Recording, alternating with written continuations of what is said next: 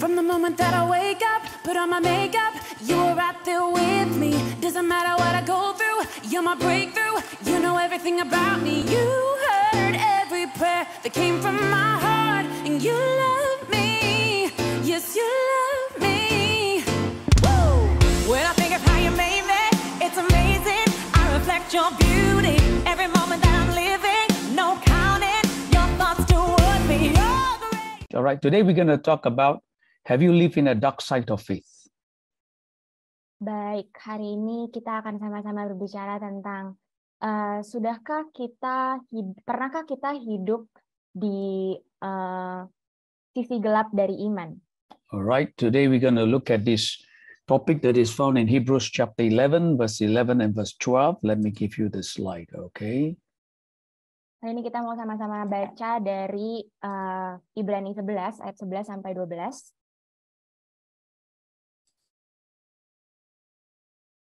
All right, we entitled this is our title of the message.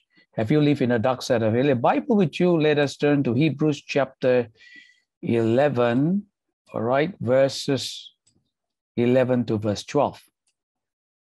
Ya, jadi topik kita hari ini, pernahkah kita hidup di sisi gelapnya iman? Yuk kita sama-sama baca dari Ibrani 11 ayat 11 sampai 12. Okay, let me read to you. By faith, Sarah herself also received strength to conceive seed.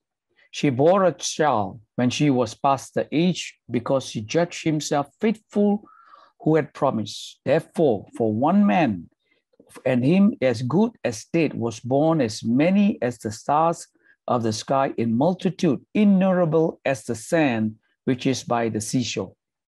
Karena iman, ia juga dan Sarah beroleh kekuatan untuk menurunkan anak cucu, walaupun usianya sudah lewat, karena ia menganggap Dia yang memberikan janji itu setia. Itu sebabnya, maka dari satu orang, malahan orang yang telah mati pucuk, terpancar keturunan besar seperti bintang di langit dan seperti pasir di tepi laut, yang tidak terhitung banyaknya. Let us pray. Mari kita berdoa. Father, we ask of your Holy Spirit today Bapak, kami berdoa untuk Roh Kudus-Mu, that you will begin to illuminate our mind. biar Engkau yang memberikan pencerahan bagi setiap kami. Lord, speak to us through your word. Bapak, biar Engkau yang berbicara kepada setiap kami lewat firman-Mu, Every word that proceed out of these lips will glorify your name. biar setiap kata-kata yang diucapkan boleh memuliakan nama Tuhan. We commit this time before you, and in Jesus' name we pray. Amen. Kami serahkan waktu ini ke dalam tangan-Mu, di dalam nama Tuhan Yesus kami berdoa. As we look in the heroes of faith, most of them are men. Kalau kita lihat pahlawan-pahlawan iman, kebanyakan dari mereka itu laki-laki. We look at Abel, shows us by faith that he the acceptable sacrifice. Kita lihat Habel, kita bisa lihat kalau dengan iman dia bisa mempersembahkan korban persembahan yang layak. We look at the life of Enoch by faith, his intimate walk with God. Kita lihat kehidupannya Yunus, kita bisa lihat kalau iman dia itu dibuktikan dengan perjalanan dia yang intim bersama dengan Tuhan. We look at the life of Noah by faith, commanded to build an ark for the great flood is about to come. Kita lihat kehidupannya Nuh, dengan iman dia diperintahkan untuk membangun bahtera untuk banjir besar itu. We look at the life of Abraham by faith, leaving his hometown, the land God has promised him. Kita lihat Abraham yang melangkah dengan iman meninggalkan kampung halamannya yang ke negeri yang Tuhan sudah janjikan. But today we're going to look at the woman of faith, and there are few which is the most prominent, Rahab, Sarah, and the mother of Moses. Hari ini tapi kita mau melihat pahlawan-pahlawan iman yang wanita, dan ada beberapa wanita pahlawan iman yang menonjol di Alkitab, yaitu Rahab, ada ibunya Musa, dan ada Sarah. We look at the verse 11, Hebrews chapter 11, verse 11. Sarah is one of the three women of faith. Kita lihat di Ibrani 11 ayat 11 dikatakan bahwa Sarah adalah salah satu dari wanita pahlawan iman ini. We look at Hebrews chapter 11, verse 23. By faith, Moses, when he was born, hidden 3 months by his parents. All right, her mother's name is Jochebed, because he saw him that he was a beautiful child, and they were not afraid of the king's command. Kita lihat di Ibrani 11 ayat 23, kalau ketika Musa lahir, Dia disembunyikan selama 3 bulan oleh orang tuanya karena mereka melihat bahwa anak itu elok rupanya dan mereka tidak takut akan perintah raja. Then we look at verse 31. Rahab, by faith, the harlot Rahab did not perish with those who did not believe, but she received the spies with peace. Kita lihat juga Rahab di ayat 31, karena iman maka Rahab, perempuan sundal itu tidak turut binasa bersama-sama dengan orang-orang durhaka, karena ia telah menyambut pengintai-pengintai itu dengan baik. So when we look at the life of Sarah, all right, we cannot exclude Abraham in the picture. Ketika kita melihat kehidupannya Sarah, kita nggak bisa mengeluarkan Abraham dari gambaran kehidupannya Sarah. Both of them are together in the phase of their life and which Sarah is concerned. Dalam kehidupannya Sarah ini, Sarah selalu berbarengan sama si Abraham. So we can see that Sarai and Abram induced themselves into the dark side of faith. Jadi kita bisa lihat kalau Sarah dan Abraham ini menyebabkan mereka untuk masuk ke sisi gelapnya iman dan ya. Alright, compromise have literally crippled the body of Christ. Karena kompromi itu benar-benar akan melumpuhkan tubuh Kristus. And I want to challenge you, BCC family, that to stand firm in the Word of God. Dan BCC family, hari ini aku mau tantang teman-teman semua untuk kita boleh berdiri kokoh di atas kebenaran firman. Especially in Indonesia, as I go Indonesia, often sering di Indonesia, when there is a compromise in the Word, when there is neglecting of what is this, there is a wrong interpretation of the word, we do not want to confront it. Karena sering banget khususnya di Indonesia, saya lihat ketika ada kompromi, ketika ada interpretasi firman yang salah, kita tidak mau mengkonfrontasikan kebenaran fakta itu. Oh, we just say, oh, never mind, let it be, no need, sudahlah, sudahlah. Then the whole generation sudah mati lah, mampus lah. Kita cuma akan bilang, sudahlah, biarkanlah. So yes, go ahead. Abis itu seluruh generasinya mati dan mampuslah. So the Lord has not called us to a life of compromise. We need to stand firm to the Word of God. Tapi sebenarnya Tuhan itu nggak panggil kita untuk hidup dalam kompromi. Kita perlu berdiri kokoh di atas kebenaran firman. That is why we need to stand and believe what God is saying. Makanya kita perlu berdiri dan percaya sama apa kata Tuhan. Now this brings us to the text in Genesis chapter 16. Sekarang kita mau sama-sama lihat dari Kejadian pasal yang ke-16. Let us turn to Genesis chapter 16 from verse 1 to verse 6. Today we see Sarai, and Abraham's wife has bore him no children, and she had an Egyptian maidservant whose name was Hagar. So Sarai said to Abram, see, now the Lord has restrained me from bearing children. Please go into my maid. Perhaps I shall obtain children by her. And Abram heeded to the voice of Sarai. And Sarai, Abraham's wife, took Hagar, her maid, the Egyptian, and give her to her husband Abram to be his wife. And Abram has dwelt 10 years in the land of Canaan. Kita sama-sama lihat di pasal 16 ayat 1 sampai 6. Adapun Sarai, istri Abram itu tidak beranak. Ia mempunyai seorang hamba perempuan, orang Mesir, Hagar namanya. Berkatalah Sarai kepada Abram, engkau tahu, Tuhan tidak memberi aku melahirkan anak. Karena itu baiklah hampiri hambaku itu, mungkin oleh dialah aku dapat memperoleh seorang anak. Dan Abram mendengarkan perkataan Sarai. Jadi Sarai, istri Abram itu mengambil Hagar, hambanya, orang Mesir itu, yakni ketika Abram telah 10 tahun tinggal di tanah Kanaan, lalu memberikannya kepada Abram suaminya untuk menjadi istrinya. In our text in Genesis chapter 16, we have a father of faith struggle with compromise. Kalau kita lihat di Kejadian 16, kita punya bapak orang beriman yang bergumul sama kompromi. The word compromise is to make a dishonorable or shameful consensus. Kata dari kompromi ini artinya adalah kita mau membuat sesuatu tuh nggak terhormat. And looking at the episode, God has called and destined Abraham to become the father of all nations, but he settled for the second best.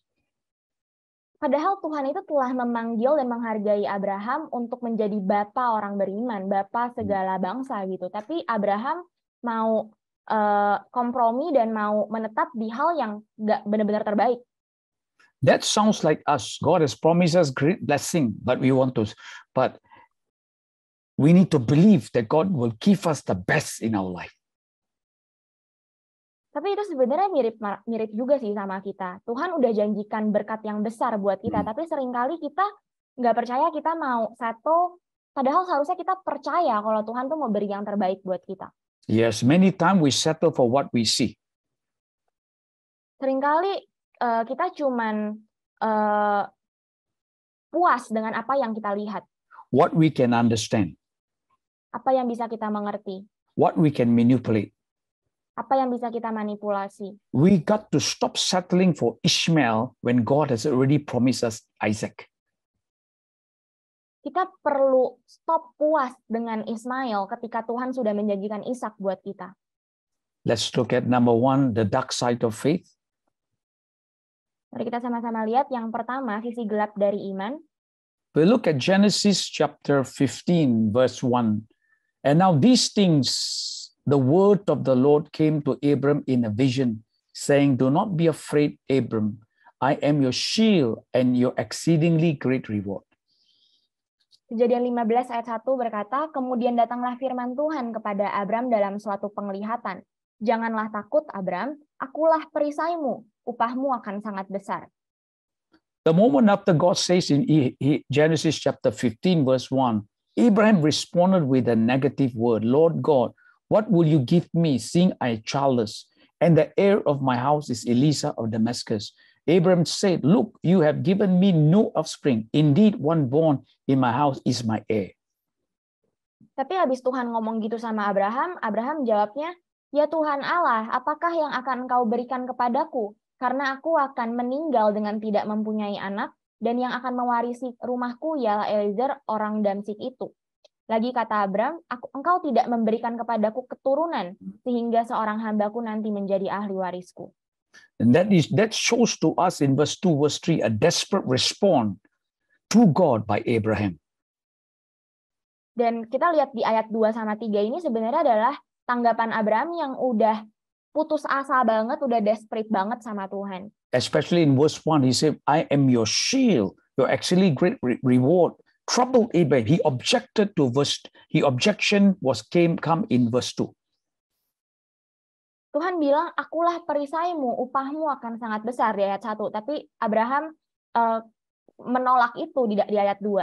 Why did Abraham say this phrase, I go childless?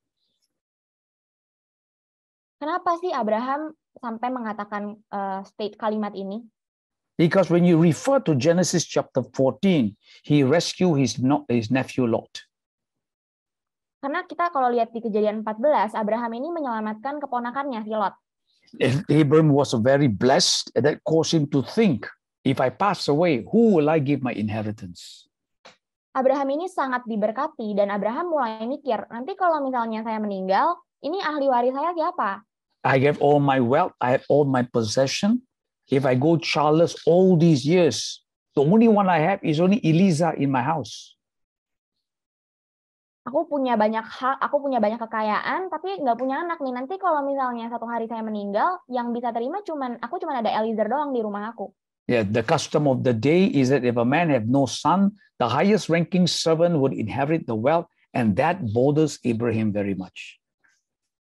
Karena kebiasaan di zaman itu, ketika seseorang itu nggak punya anak, maka semua kekayaan tuannya ini akan diberikan kepada hamba dengan peringkat paling tinggi, dan ini sangat mengganggu buat Abraham. And that is almost as Abraham's meant, oh God, you gave me all the stuff. Now you promise you give me more to protect me. But what good is it if I don't have descendants to give it to them? Hampir seolah-olah Abraham tuh kayak ngomong, Tuhan udah kasih aku semuanya nih ya. Udah bahkan lebih banyak lagi, tapi apa gunanya semua ini kalau aku nggak punya anak untuk aku bisa kasih nanti setelah aku meninggal. Today as we read the scripture reading, Abraham and Sarah are very old. Sarah's biological clock begin to run down very completely. Kalau kita lihat firman, sebenarnya di saat ini Abraham sama Sarah udah sangat tua gitu ya, kayak secara biologis udah nggak mungkin Sarah bisa punya anak lagi. We let us remember Abraham and Sarah now are far away from their hometown, away from where they were born. Kita perlu ingat juga kalau di posisi sekarang itu Sarah sama Abraham udah jauh dari kampung halaman mereka. Mereka udah pergi dari tempat mereka lahir. So the natural thought will be, if I'm getting old, who will take care of me? Jadi secara logisnya adalah, nanti saya udah tua, yang mau ngurusin kehidupan kita siapa? So in Genesis chapter 15, verse 4 to verse 6, and behold, the word of the Lord came to him, saying, this one shall not be your heir, but the one that will come from your own body will be your heir. Kita lihat di Kejadian 15 ayat 4, tetapi datanglah firman Tuhan kepadanya, demikian, orang ini tidak akan menjadi ahli warismu, melainkan anak kandungmu. Dialah yang akan menjadi ahli warismu. So then he brought him outside and said, look now towards the heaven, count the stars, you're able to number them. And he said to him, so shall your descendants be. Lalu Tuhan membawa Abram keluar serta berfirman, coba lihat ke langit, hitunglah bintang-bintang, jika engkau dapat menghitungnya. Maka firman-Nya kepadanya, demikianlah banyaknya nanti keturunanmu. So God's response assured Abram that a natural child will be born and become his heir. Lalu percayalah Abram kepada Tuhan, maka Tuhan memperhitungkan hal itu kepadanya sebagai kebenaran. So in Genesis chapter 15 verse 6, the Bible says, and he believed the Lord and counted to it him for righteousness. Makanya di ayat 6 Tuhan bilang, lalu percayalah Abram kepada Tuhan, maka Tuhan memperhitungkan hal itu kepadanya sebagai kebenaran. So Abraham knew that it was humanly impossible for him to beget a child at an old age together with Sarah. Secara manusia Abraham waktu itu tahu gitu ya, udah nggak mungkin, udah mustahil buat Abraham dan Sarah bisa punya anak secara biologis. So now Abraham believed and trusted God. By believing in God, he became the father of the faithful in all the ages.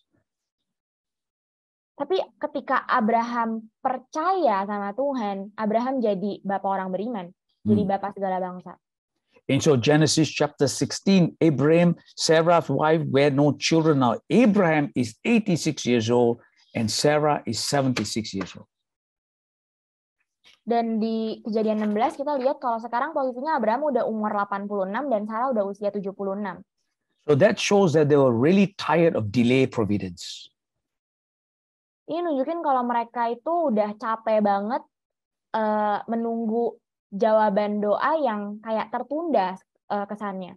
How about us? Sometimes we also capek. God speaks to us. God speaks to us. We know God speaks to us. We also capek. And at the end of the day, we give birth to an Ishmael rather than waiting before God. Gimana dengan kita? Seringkali kita juga capek gitu ya. Kita tahu Tuhan udah bicara sama kita. Tuhan udah kasih janjinya buat kita. Tapi kita capek menunggu sampai akhirnya kita melahirkan seorang Ismail dan bukan Ishak. That's right. That they tempted to cross the line by their own wisdom when God says, I will bless you and your descendants. Karena mereka tergoda untuk melewati batas itu dengan kebijaksanaan mereka sendiri, dengan hikmat mereka sendiri ketika Tuhan bilang kalau mereka akan punya anak. You know, this reminds me, by looking at the platform, many of you girls who are single or guys who are single, ketika saya melihat Zoom sekarang ini ada banyak teman-teman perempuan laki-laki yang masih single. I believe God is able to bless you. Saya percaya kalau Tuhan itu sanggup memberkati teman-teman. But you must be patient that God is working on the other person and bring it to you. Tapi kita harus sabar, percaya kalau Tuhan itu lagi memproses dia itu dan nanti akan dikasih ke kita. But for your life, you don't prepare yourself for Him. You prepare yourself in the Lord. Tapi untuk kehidupan kita sendiri, kita nggak mempersiapkan kehidupan kita buat si doi, tapi ya kita mempersiapkan hidup kita di dalam Tuhan. But yet many times we are in the hurry. Tapi seringkali kita tuh buru-buru. Or we see our friends get attached, that one get attached, that one get attached, Tom, Dick, and Harry. We also pick up Tom, Dick, and Harry. Kita lihat si A, si B, si C mulai punya pacar, terus kita mulai kayak, aduh aku masih single. The moment you see our friend got pacar, we feel ourselves very old, sudah tua. Kita lihat teman-teman mulai punya pacar, terus kita ngerasa, aduh aku udah tua masih jomblo. But I believe that you also cannot be so why is that so picky? Tapi ya satu sisi kita juga bukannya harus jadi orang yang sangat pemilih gitu ya. We want 6'1.5", skin like baby skin, look like Anita Bachchan or Jack Lee. Kita nggak usah lah mau punya cowok yang di atas 165 cm, terus tampangnya kayak Jack Lee gitu, kayak agak jauh sih. But yet the Lord would always bring the person who is not perfect because we're living in the imperfect world. Tuhan pasti akan berikan kita orang-orang yang nggak sempurna, karena kita emang hidup di dunia yang nggak sempurna. Let me tell you a story. Many years ago, I was in the underground church in Saigon. Izinkan saya memberikan sebuah cerita. Beberapa tahun-tahun yang lalu saya pernah ada di sebuah gereja bawah tanah di Saigon. And I was preaching. It was my day. The next day was my day of preaching. Jadi besokannya itu waktunya saya untuk khotbah. And there's one sister that sit there, and she was very beautiful, everything very nice, like patung. Terus ada satu saudari perempuan duduk di sana, dia sangat cantik, semuanya kayak sempurna banget nih cewek, kayak patung tapi. So the next day come, and with the interpreter, I begin to pray for her. Terus keesokan harinya ada seorang penerjemah juga, dan saya mendoakan cewek ini. The moment I went to pray for her, the Holy Spirit said to me, "Tell her that she has a boyfriend." Ketika saya menumpangkan tangan dan berdoa buat dia, Roh Kudus berkata kepada saya, kasih tahu ke cewek ini kalau dia punya pacar. Then I say, "Do you have a pacar?" Jadi saya berkata kepada perempuan ini, apakah kamu memiliki seorang pacar? She said, "Yes, I have." Dan dia bilang, iya, saya punya pacar. Then I tell her, God wants you to break that relationship. Kemudian saya berkata kepada perempuan ini, Tuhan berkata kalau kamu harus putusin pacar kamu ini. And she was very nice. After she cried, all the mascara came out like ugly duckling. Tadinya kan dia cantik banget gitu ya, tapi setelah dia nangis, maskaranya luntur semua dan jadi jelek deh. After the finished prayer, from beginning to end, it was almost as negative prophecy. Dari awal sampai akhir tuh seakan-akan ini nubuatan negatif banget. So after the end of the service, the two elderly couple, both of them very elderly, white hair, they came to me. Di akhir khotbah itu, di akhir kebaktian itu ada seorang pasangan tua, udah rambutnya putih, mereka datang kepada saya. He said, "Pastor, we are the pastor of the church." Dia bilang, Pastor, kami adalah gembala dari gereja ini. And then they said to me, to the interpreter, the girl that you prayed for is my daughter. Dan mereka berkata kepada si penerjemah ini, katanya kalau perempuan yang tadi kamu doain adalah anak saya. He said, for 3 months ago, I told her to break the relationship with the pacar. 3 bulan yang lalu saya udah bilang sama anak saya ini untuk putusin pacar kamu. But she would not listen. Tapi dia nggak mau dengar. I fasted and prayed for 3 months. Saya berdoa dan berpuasa selama 3 bulan. I asked God to send somebody outside of Vietnam to come and speak to her.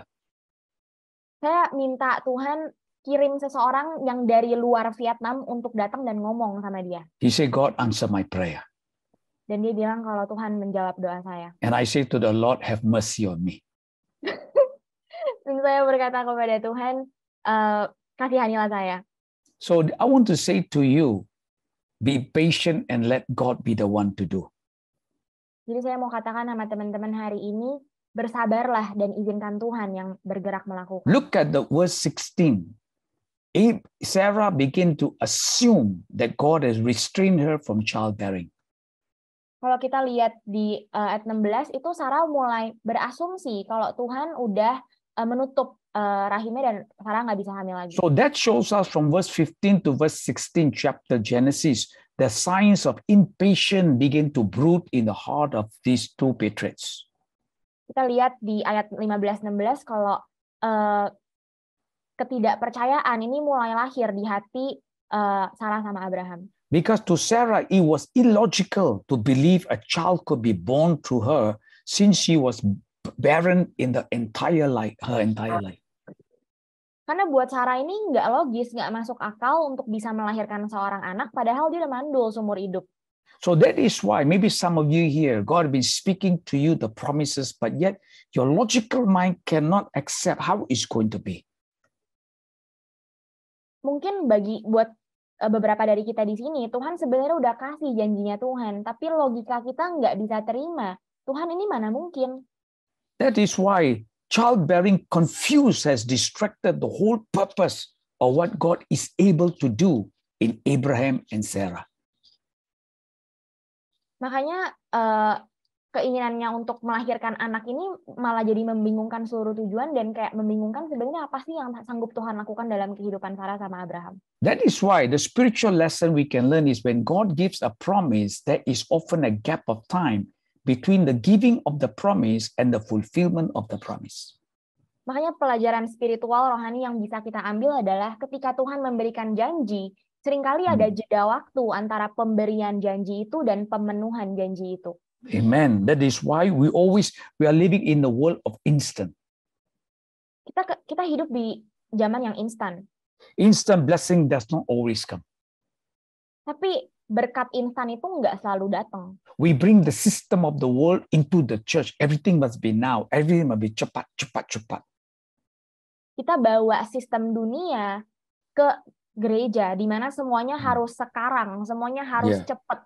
Each step we take, the Lord is building the character, the integrity, and the faithfulness. Padahal sebenarnya setiap langkah yang kita ambil itu Tuhan sedang membangun integritas, karakter, dan kesetiaan kita. That is why to Sarah, illogical reasoning of Sarah lead her to the dark side of faith. Makanya buat Sarah sebenarnya penalaran Sarah kalau ini nggak masuk akal itu membawa dia ke sisi gelapnya iman. That is why in our understanding we live in a fallen world with the result of man's sin, disobedience because of the fall. Di dalam pengertian kita sekarang kita hidup di tengah-tengah dunia yang udah jatuh dalam dosa, dunia yang udah jatuh dan manusia punya kecenderungan untuk berbuat dosa. See, God does not shield us from all the pain and dysfunctional of this age. Tuhan ini kita bisa lihat kalau Tuhan itu nggak kayak melindungi kita dalam gelas kaca dari setiap sakit hati, dari setiap disfungsi yang ada di dunia ini.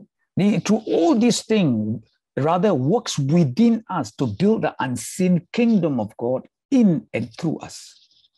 Wow.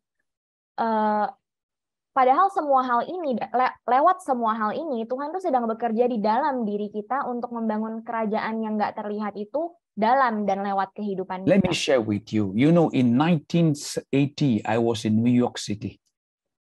Di tahun 1980, saya ada di New York. I want to be a deep sea diver. I love the sand. I'm a qualified diver. Saya ingin menjadi penyelam laut dalam, karena saya suka pasir dan saya seorang penyelam. So God began to say, son, no more diving for fish, but diving for men. Tapi ketika itu Tuhan berkata kepada saya, nak, udah bukan waktunya lagi untuk menjala ikan, tapi sekarang waktunya menjala manusia. I still can dive, but only when the sea is nearby my preaching point. Other than that, I cannot go and dive. That's not allowed. Saya masih bisa menyelam, tapi ketika laut yang saya selam itu dekat sama posisi saya akan berkhotbah. Kalau enggak, saya udah enggak nyelam lagi. Because last February, it was a blessing. I went to Biak. Biak is an island. So the sea surrounded. I say, Lord, thank you very much. Februari lalu saya pergi ke Biak, dan Biak ini di sebuah pulau yang dikelilingi sama laut, dan saya bersyukur banget. You understand by now, I did 2 dives in Biak. After lockdown, I was locked down. I was like, my hand was very shaking. Lord, I need to dive under the sea. Saya 2 kali nyelam di Biak, dan ketika pandemi kemarin, karantina, saya benar-benar kayak udah gemeter, kayak Tuhan, aku perlu nih menyelam ke bawah laut. So anyway, to cut the story short, God spoke to me for full-time ministry. Singkat cerita, Tuhan panggil aku untuk pelayanan penuh waktu. So in 1980, I pray and I say, Lord, what do you mean to do? The Lord said, your work is a work an evangelist. Dan di tahun 1980 itu saya tanya sama Tuhan, Tuhan, apa yang Kau mau saya lakukan? Dan Tuhan bilang kalau pekerjaan kamu adalah seorang penginjil. So anyway, after I came back to Singapore, I did Bible school 3 years, got married, 5 years as a missionary to Philippines. Lalu saya kembali ke Singapura, saya ngelakuin seminari studi Alkitab selama 3 tahun, saya menikah, lalu saya menghabiskan 5 waktu untuk jadi misionari. lima tahun jadi misionari. After that, I waited for 10 years. 1991, I stepped out in faith in the work with evangelists. Saya menunggu 10 tahun setelah itu, dan di tahun 1991 saya melangkah dengan iman menjadi seorang penginjil. For the last 29 or 30 years, I've been traveling. Selama 30 tahunan ini saya udah terus pergi. And 9 years ago, the Lord shifted and said, you also travel and pastor a church. Dan 9 tahun yang lalu Tuhan berkata, sekarang geser, kamu nggak cuma travel, pergi-pergi aja, tapi kamu juga menggembalakan sebuah gereja. That is why I want to challenge you. God works within us. He's not in the hurry to begin to push us into the deep end. Wow. Jadi hari ini saya mau tantang teman-teman semua, Tuhan itu bekerja di dalam diri kita, dan Tuhan itu nggak buru-buru untuk dorong kita sampai ujung cepet-cepet. In the dark side of faith, you have been in church, you have been in Bible study, you learn all these to sustain you in the dark time of your life. Dan di sisi gelapnya iman, ya, dari perspektif sisi gelap iman, kita udah ke gereja, kita udah ikut kebaktian, kita belajarin studi Alkitab, pendalaman Alkitab, whatever.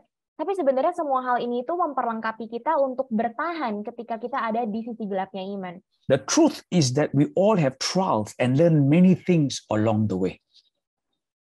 Karena faktanya adalah semua kita punya pencobaan-pencobaan, punya hal-hal yang harus kita lewati di proses kehidupan kita. None of us can say that we have no trial. Only the degree differs from each other. Nggak ada dari kita yang bisa bilang kalau kita nggak punya pencobaan gitu ya. Mungkin derajatnya beda-beda buat setiap orang. So God's sovereign right is using these things so that He can develop personal growth and development in our life. Dan dengan kedaulatannya Tuhan, Tuhan pakai semua hal-hal ini untuk membawa pertumbuhan dan perkembangan pribadi dalam diri kita. Not only that, at the same time, God used everything in our life, experience, uniquely position you and I for the vital piece of His great grand design. Dan you want to repeat again, Kalisa? You want to repeat? I'll repeat that again. Huh? Don't worry to stop me. Okay. Let me try. Dan nggak cuma itu, tapi Tuhan itu bisa pakai semuanya, pengalaman-pengalaman uniknya kita untuk jadi bagian penting dari rancangan besar Tuhan yang agung untuk rencananya Tuhan. Amen. Let me give to you Jim Green. Sometimes our faith seems to bright and joyous, but sometimes it's not so bright, and this is the dark side of faith. Jim Green pernah bilang, terkadang iman kita tampak cerah dan gembira gitu, tapi kadang nggak begitu cerah kelihatannya, dan inilah sisi gelapnya. The dark side is still the same faith we have before, only that we are really trusting God because we cannot see our way out. Sisi gelapnya masih sama dengan iman yang kita miliki sebelumnya, hanya saja sekarang kita benar-benar percaya sama Tuhan karena kita nggak bisa lagi melihat jalan keluar. That means even though trouble abound, we don't immediately see how it's going to get through. God is still there. Jadi walaupun masalah itu berlimpah banyaknya, kita nggak bisa langsung lihat jalan keluarnya, tapi kita tahu kalau Tuhan masih ada di situ. Many times we want everything bright, berkat. It's not true. Seringkali kita cuma maunya yang terang, cuma maunya yang berkat, tapi ya nggak benar juga. But then if there is a dark side of faith, let's consider what is the light side of faith. Jadi kalau misalnya ada sisi gelap dari iman, sebenarnya apa sih sisi terang dari iman? The light side of faith is an answered prayer, good job, plus all the benefit we desire to fulfill. Life is good and thanksgiving to the Lord comes easy. Apa sih sisi terangnya iman? Itu kayak ketika doa kita terkabul, terjawab, dan kita dapat pekerjaan yang baik dan ditambahin kayak dapat segala keuntungan yang kita mau, itu kayak Tuhan jawab gitu. Jadi hidup itu baik, kita mengucap syukur sama Tuhan. Dan mengucap syukur sama Tuhan jadi gampang. Amen. The important question we need to ask ourselves is the lessons learned in the dark side of faith. Tapi pertanyaan penting yang perlu kita tanya sama diri kita sendiri adalah pelajaran-pelajaran apa yang kita pelajari di sisi gelapnya iman. It is in the dark time we learn that we are trusting in Him, not ourselves, because that is all there is. Di sisi gelap iman, dalam kegelapan ini kita belajar kalau kita percaya sama Tuhan dan bukan sama diri kita sendiri, karena ya cuman itu yang ada. Number 2, living in the dark side of faith, the lesson we believe that God is in control, no matter how dark our situation is. Yang kedua, kita percaya kalau Tuhan itu masih pegang kendali, terlepas dari segelap apa situasinya kita.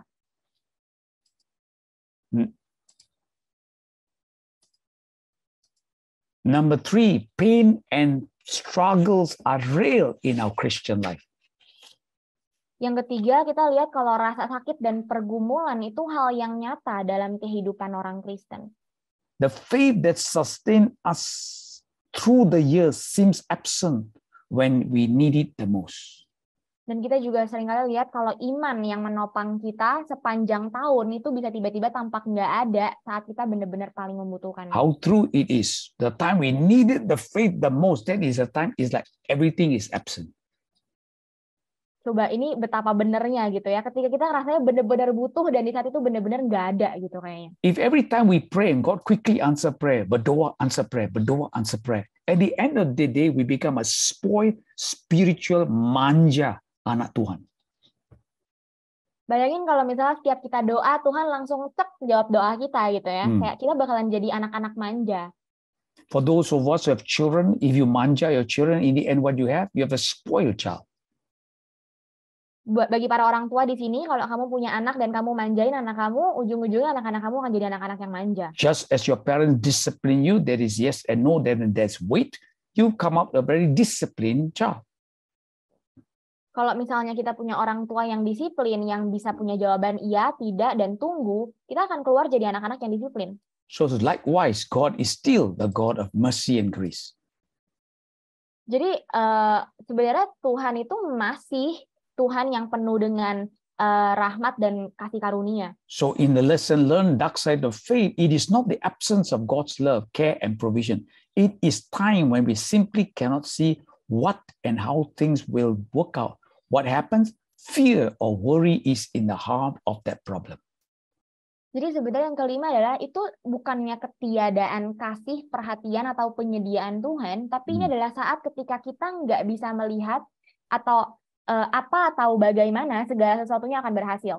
Jadi apa yang terjadi, ketakutan atau kekhawatiran adalah inti dari masalahnya. Number 6, the lesson we learn, the time spent on the dark side is not always bad. It is in this time we learn that God is the one who sustains us. Dan tapi yang keenam kita juga belajar kalau sebenarnya waktu yang kita habiskan di sisi gelap iman itu nggak selalu buruk kok. Karena justru kali ini kita bisa belajar kalau Tuhanlah yang menopang kehidupan kita. Let me give you a quotation by Ed Edmund. He says here, don't doubt in the dark what God has shown you in the light. Edith Edmond pernah bilang, jangan ragukan ketika kamu dalam kegelapan apa yang telah Tuhan tunjukkan kepada di dalam terang. That is why the Holy Spirit has shown us many when our spiritual level is very high. Many things. Is God preparing you when the dark side comes that sustains you? Makanya seringkali ketika kita ada di posisi spiritual yang lagi tinggi gitu, kayak Tuhan bisa, Roh Kudus bisa singkapkan banyak hal, tapi sebenarnya hal-hal ini tuh mempersiapkan kita untuk boleh nopang kita ketika kita masuk ke sisi gelapnya iman. So the spiritual lesson, how do we react? Jadi kita mesti gimana nih meresponinya? We can be fruitful during this time or be disappointed and discouraged. Karena kita bisa berbuah di masa-masa ini atau justru kita bisa jadi orang-orang yang kecewa dan putus asa. That is why we have to know that the true faith is and how it works, believing and trusting. Makanya kita perlu tahu apa sih iman yang sejati dan gimana cara kerjanya, yaitu ya kita perlu percaya dan yakin. Somebody says the problem in us is believing and not God's delivering. Ada orang yang bilang kalau sebenarnya masalahnya itu di kita, yang nggak bisa percaya dan bukan di Tuhan yang nggak memberikan. So that is what I believe the Lord is stirring in our hearts. Saya percaya kalau Tuhan sedang bergerak dalam hati kita. But let's look the reward in the dark side of faith. Tapi yuk kita sama-sama lihat sebenarnya apa sih upahnya dari berada di sisi gelapnya iman. When you say, oh, Pastor, is there a reward in the dark side of faith? Mungkin kita bertanya-tanya gitu ya, Pastor, emang ada upahnya, emang ada bagusnya gitu ada di sisi gelap iman? Oh yes, I will say to you, bagus in the dark side of faith. There is a lesson to learn. Dan saya akan katakan, iya ada bagusnya gitu ya, ada pelajaran yang akan kita pelajari. As we go through the dark side of faith, I want you to know the reward in this journey is now. Not only heaven, but now.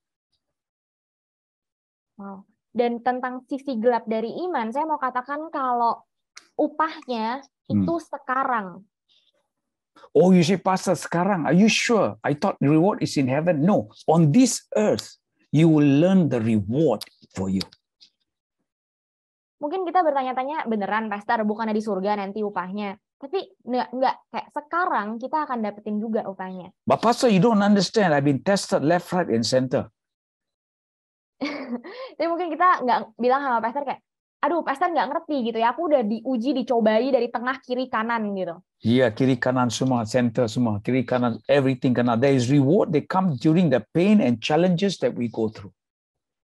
Tapi sebenarnya ada loh upah yang kita dapat dari tantangan, dari rasa sakit yang kita hadapi. Let us look at the life of the Lord Jesus Christ. Yuk kita sama-sama lihat kehidupannya Tuhan Yesus. In the Garden of Gethsemane, Di Taman Getsemani, the intensity of the moment when he prayed became intense, and the pressure of the weight was what will happen. ketika Tuhan berdoa, intensitas momennya itu kayak jadi intens banget karena ada karena Yesus tahu apa yang akan terjadi setelahnya. That his perspiration was like drop of blood. Bahkan keringatnya Yesus tuh darah. The physical turmoil, and it was on the way to go to the cross. Ini benar-benar gejolak fisik yang luar biasa, dan ini tuh dalam perjalanan Yesus mau jalan ke kayu salib. Instead of avoiding the situation, he prayed, "My Father, if it's possible, may this cup be taken away, but yet not my will, but as your will be done."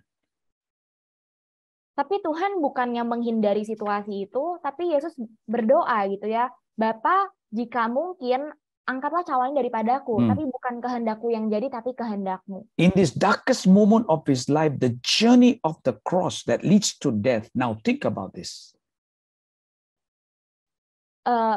Ini adalah saat tergelapnya kehidupan Yesus gitu ya, benar-benar perjalanan salib Yesus yang udah mengarah benar-benar ujungnya ke kematian. If Jesus has avoided the cross, what would you think would have happened? Coba kita pikir ya, kalau Tuhan menghindari kayu salib, apa yang akan terjadi? I'm not sure, but one thing I know, eternal salvation will be at stake. Saya nggak yakin sih, tapi saya yakin kalau keselamatan kekal itu akan dipertaruhkan. No, for myself, I'm not exempted. Bahkan untuk diri saya sendiri, saya juga bukan pengecualian. I have many dark side of faith that I have to go through. Saya juga punya banyak sisi gelap iman yang perlu saya lewati. I was just talking to Pastor Martin that my mother-in-law passed away in April. Tadi saya baru bicara sama Pastor Martin kalau ibu mertua saya baru meninggal April kemarin. We don't have a caretaker. My wife is the direct caretaker. Kita nggak punya suster, jadi istri saya yang ngerawat langsung. And especially when living with a very elderly, she's 93 years old, is a great challenge anyone can face. Dan ketika kita tinggal bersama seseorang yang sangat tua gitu ya, beliau sudah berusia 93 tahun, ini tantangan yang besar. They have a set ways of doing things. Mereka punya cara-cara tetap dalam melakukan sesuatu, nggak bisa diubah, nggak bisa digeser. The older they grow, they think they can climb Mount Everest. Makin mereka tua, mereka makin mikir kalau mereka bisa mendaki Gunung Everest. All right. Many times we tell her no need to do the work she wants to do. Seringkali kita berkata sama beliau, udah mah nggak usah dilakuin gitu, tapi dia mau lakuin. We ask her not to stand on the stool because she may not know she may fall and break her bones. Kita juga kasih tahu untuk nggak berdiri di atas bangku gitu ya, karena takutnya nanti jatuh dan patah tulang. And that sometimes escalate into World War IV. Tapi seringkali ini bisa kayak meningkat gitu ya, jadi panas sampai kayak ibarat ada Perang Dunia Keempat. My patient will run very low. My emotions start to fight and run faster than the speed of light. Dan kesabaran saya mulai tipis gitu ya, saya mulai bertaruh kayak emosi, dan kayak emosi saya tuh rasanya udah kayak lari cepet banget, lebih cepet daripada kecepatan cahaya. Yes, I cannot pray, Lord, let her die. Kan saya nggak mungkin ya doa, Tuhan biarkanlah dia meninggal gitu. But I only can pray, Father, your will be done. Saya cuma bisa berdoa, Bapa biar kehendakmu yang jadi. But today I tell you, what is the thing that I learned? Tapi hari ini saya kasih tahu teman-teman apa sih yang saya pelajari. I learned the abundance of grace upon grace upon grace in my life. Saya belajar tentang kelimpahan kasih karunia dan kasih karunia dan kasih karunia lagi dalam kehidupan. It was not a theological mention of grace, but I experienced the grace of God. Ini bukan penyebutan kasih karunia yang nggak logis, tapi saya mengalami sendiri kasih karunia-Nya Tuhan. For example, all of you, you say, what is the word? Jehovah Shalom. Kita mungkin bilang kayak Jehovah Shalom. Jehovah Shalom means the God of peace. Yang artinya adalah Tuhan damai sejahtera. We can recite Jehovah Shalom, but unless you go through the hard times and you experience in the midst of the hard time, the peace of God come, then you have experienced Jehovah Shalom. Kita seringkali gampang banget bisa ngomong Jehovah Shalom atau kayak damai sejahtera, salam damai sejahtera gitu, Shalom. Tapi kalau kita belum ngelewatin masa-masa sulit dan benar-benar punya pengalaman kedamaian itu sama Tuhan, it's different, berbeda gitu ya. That's right. Praise God. It's different. It may become a theology in your mind only. Cuman jadi kebenaran yang nyangkut di kepala doang. Let me move the slide. Hold on. The slide refuse. Living on the dark side of faith, the slide. Hold on. Jadi ini slide-nya lagi ada di sisi gelap katanya, karena nggak mau gerak. How come it's not moving? Hold on. Okay. Let's look number 2. Sarah. Faith strengthened.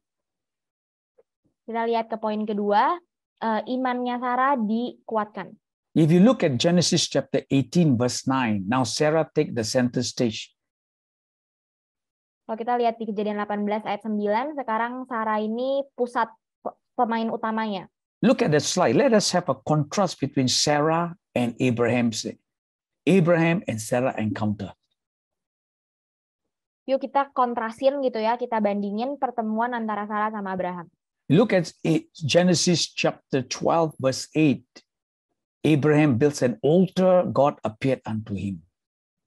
Kalau kita lihat di Kejadian 12 ayat 8, Abraham ini bangun altar, bangun mesbah, dan Tuhan menunjukkan diri kepada dia. Genesis chapter 15, Abraham had a vision.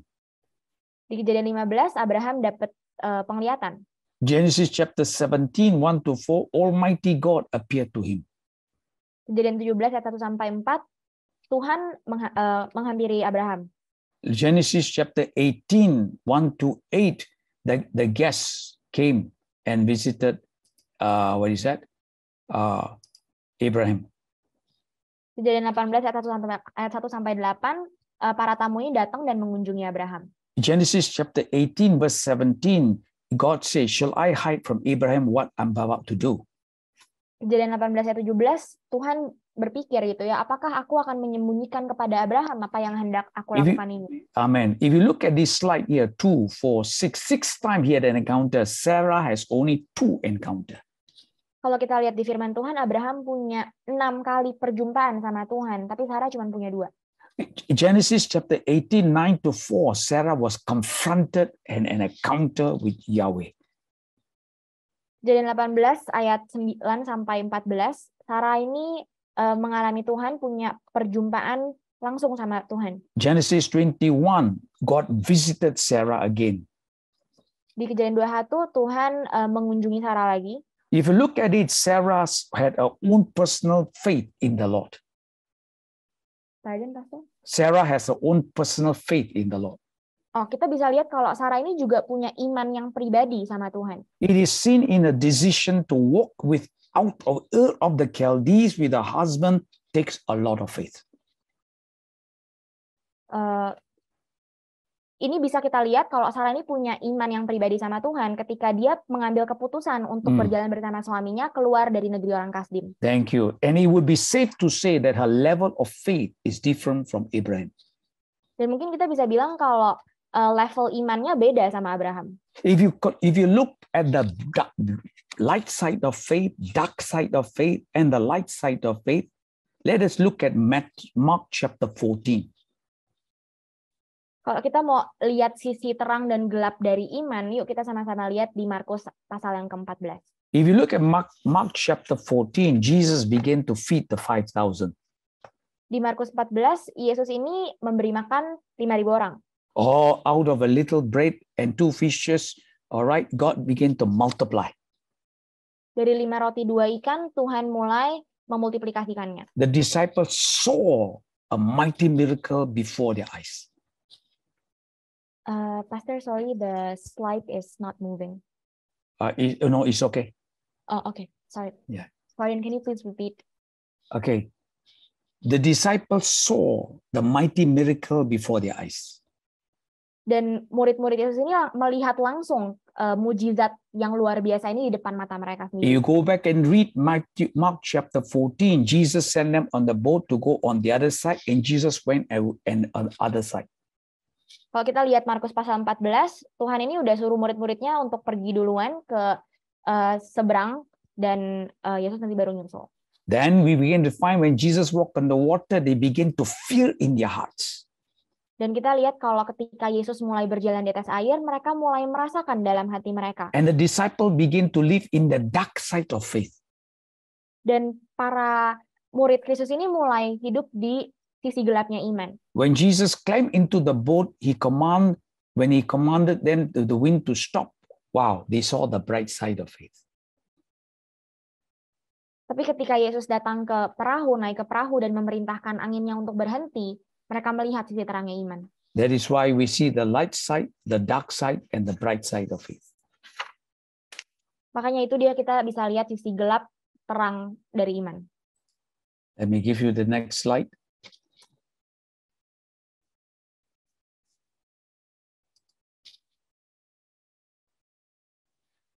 Genesis chapter 18 verse 9, then they said to him, where is Sarah, your wife?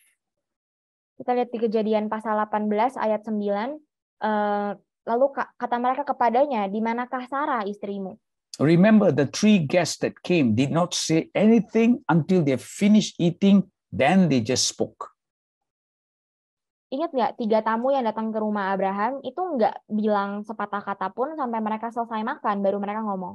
If you look at the story here, Sarah was listening at the tent door which was behind them. Dan kalau kita lihat di sini sebenarnya Sarah ini lagi mendengarkan gitu ya di belakang mereka. And the Lord began to say to Abraham, you know the story, why did Sarah laugh? Kita tahu ceritanya yang ketika Tuhan bilang sama Abraham, kenapa Sarah ketawa? At that, when God began to say, at an appointed time, I will return unto you. Dan di situ Tuhan bilang kalau pada waktu yang ditentukan, aku akan kembali kepadamu. So now what happened is God directly confront Sarah. Jadi apa yang terjadi di sini sebenarnya Tuhan sedang berhadapan langsung mengkonfrontasi Sarah secara langsung. Now look at that word there. Now it was no more a proxy faith. Dan kita lihat di sini ini bukan lagi iman yang pengganti doang. Alright, proxy faith means she must believe, not depending upon somebody. Jadi iman yang pengganti itu benar-benar percaya dan nggak berdasarkan imannya orang lain. Since our parents are believer, each believer, regardless of where their status, must have a personal encounter with Jesus.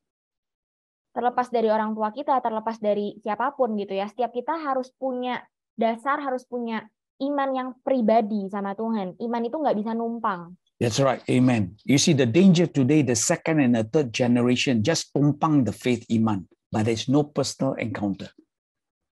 Kita lihat sekarang kekristenan yang generasi kedua, ketiga, maksudnya yang orang tua kita udah Kristen gitu ya. Seringkali iman kita numpang doang, kita nggak punya pengalaman pribadi sama Tuhan. Okay, we just ikut only to the house of God. We like the music, we like the song, we like the ambience, we like the building, we like everything, tapi hati not with Jesus. Seringkali kita cuma ikut pergi ke gereja, kita suka rumah Tuhan, kita suka suasananya, kita suka musiknya, lagu-lagunya, teman-temannya, whatever. Tapi hati kita itu nggak ada sama Tuhan. That is why we need to pray for the second and third generation. Jadi itulah kenapa kita perlu berdoa untuk para keturunan kedua, ketiga ini. Listen to the threefold course of action that Sarah and Abraham to this impossible promise of God. Pardon? Right on the slide. The slide is not shared. I think the thing slipped, I think. What happened? Hold on.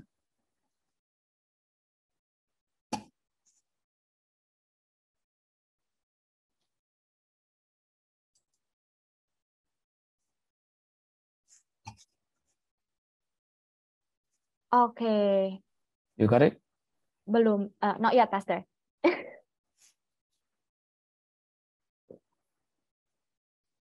Keren ya teman-teman. Hari ini kita bahas tentang sisi gelap, sisi terangnya iman, dan gimana kayak benar-benar di sisi gelap itu Tuhan pakai juga untuk memproses kita. Dan tadi keren banget Pastor James bilang juga kalau Tuhan itu nggak pernah buru-buru gitu ya. Jadi walaupun di tengah-tengah sisi gelap kita ini, kayak Tuhan bisa pakai semuanya untuk benar-benar proses karakter kita, proses diri kita dari dalam untuk benar-benar sesuai sama tujuan rencananya Tuhan secara garis besarnya gitu ya. Okay, you can see it? Yes. Listen to the threefold course of action of Sarah and Abraham to the impossible promise of God.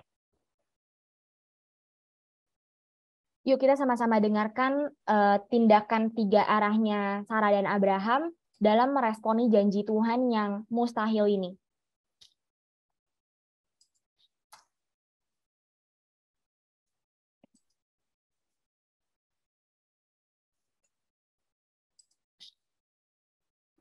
Number one, laughing at the promise. Yang pertama, mentertawakan janjinya Tuhan. We know in Genesis chapter 17, verse 17, Abraham fell on his face and he laughed. Can you imagine? He rolled on the floor. He laughed until the dust covered his face. Kita lihat di Kejadian 17 ayat 17, kalau Abraham ini tersungkur dan tertawa. Kita bisa bayangin nggak sih guling-guling di lantai gitu ibaratnya dan ketawa terbahak-bahak. Just like making a donut, like a dough, guling-guling.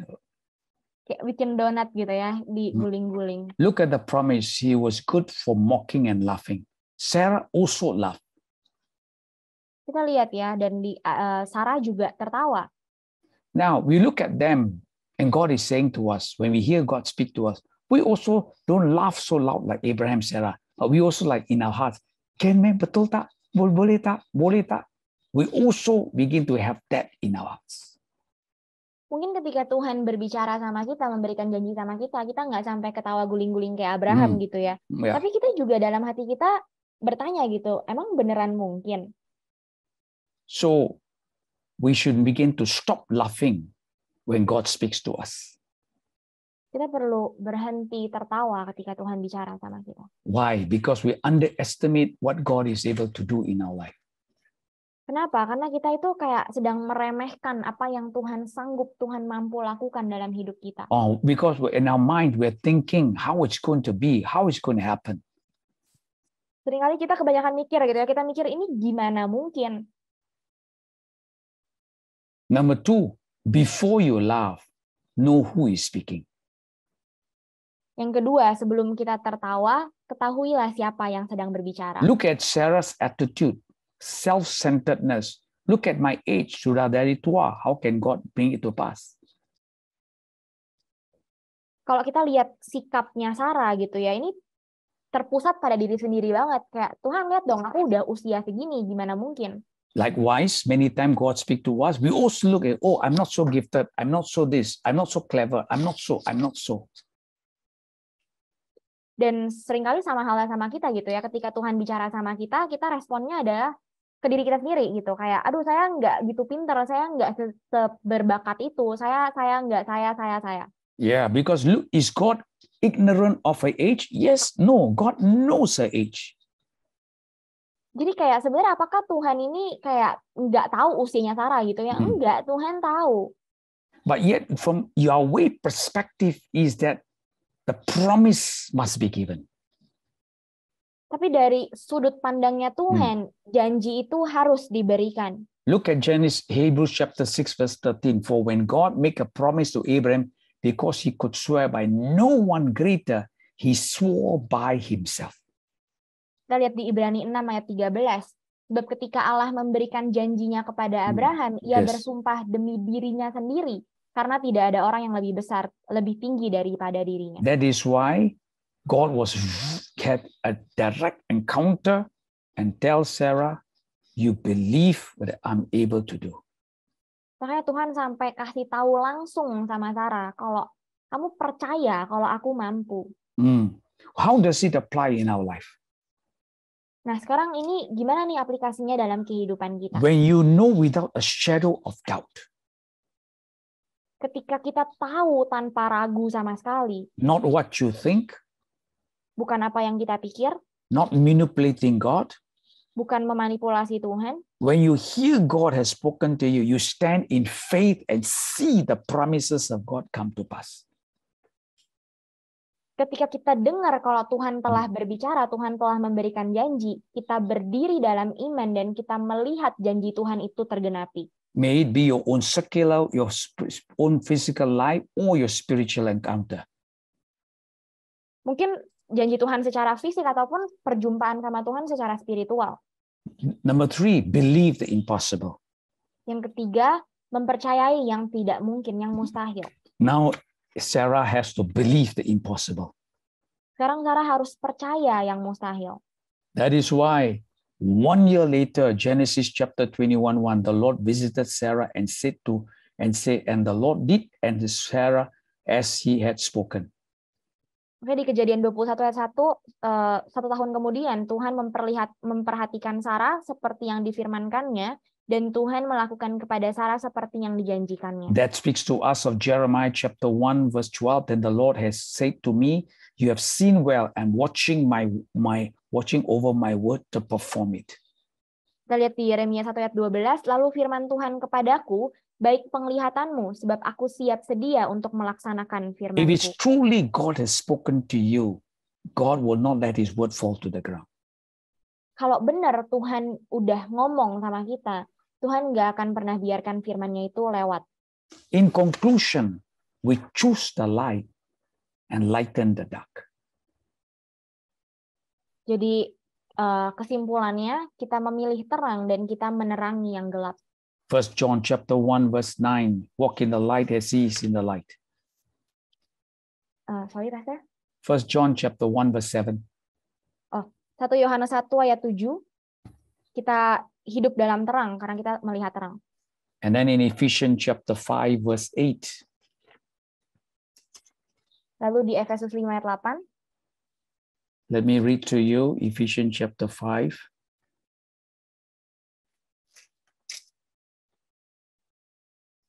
Verse 8.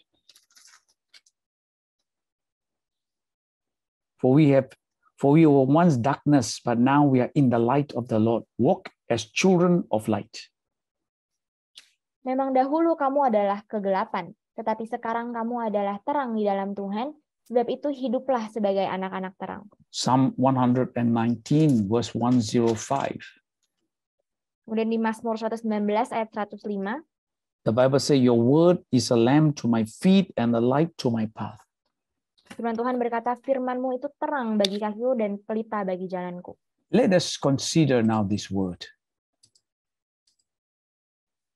Yuk kita sama-sama pikirin gitu ya, pertimbangkan firman Tuhan ini.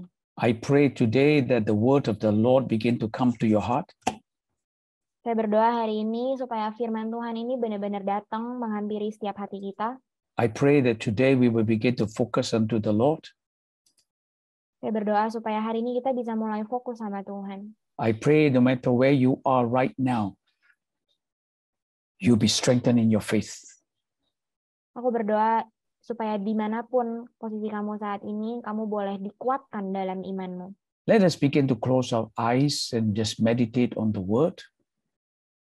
Yuk kita sama-sama tutup mata dan kita mau sama-sama merenungkan firman. All of us in this platform has lived on the dark side of faith. Setiap kita di Zoom ini sekarang udah pernah hidup di sisi gelapnya iman. But through the dark side of faith, I believe God has strengthened us. Tapi lewat sisi gelapnya iman ini, aku percaya kalau Tuhan telah menguatkan kita. Look at the life of Daniel in the lion's den and the 3 Hebrew children in the fiery furnace. Kita lihat kehidupan Daniel di kandang singa. Kita lihat ketiga Sadrak, Mesak, Abednego di tungku api yang begitu panas. And how they have trusted God with everything in their hearts. Dan bagaimana mereka percaya sama Tuhan dengan segalanya yang ada dari mereka. Gracious Father, I come to you today in the name of Jesus. Bapa, aku datang kepadamu hari ini di dalam nama Yesus. I ask for your Holy Spirit to illuminate our mind. Aku berdoa supaya Roh Kudus itu boleh menerangi setiap pikiran That in kita. the dark side of walk in faith, we will learn the truth of your word. Supaya ketika kami sedang berjalan di sisi gelap iman, kami boleh belajar kebenaran firman-Mu. Father, I commit each one before you. Bapak, aku serahkan setiap teman-teman satu persatu di hadapan Tuhan. I thank you for your loving kindness. Aku berterima kasih untuk kebaikan cinta kasih Tuhan. I thank you for what you're able to do. Aku berterima kasih, bersyukur untuk apa yang Tuhan sanggup untuk lakukan. I thank you for your goodness, oh God. Aku bersyukur untuk kebaikan-Mu, Tuhan. Lord, I commit each one before you. In your precious name we pray. Bapak, aku serahkan setiap anak-anak ini ke dalam tangan-Mu di dalam nama Yesus. In Jesus' name, amen. Amin. Hai BCC Families, hope you are blessed dengan firman Tuhan yang baru saja dibagikan. Remember, the Bible says, berbahagialah orang-orang yang mendengar dan menaati firman Allah.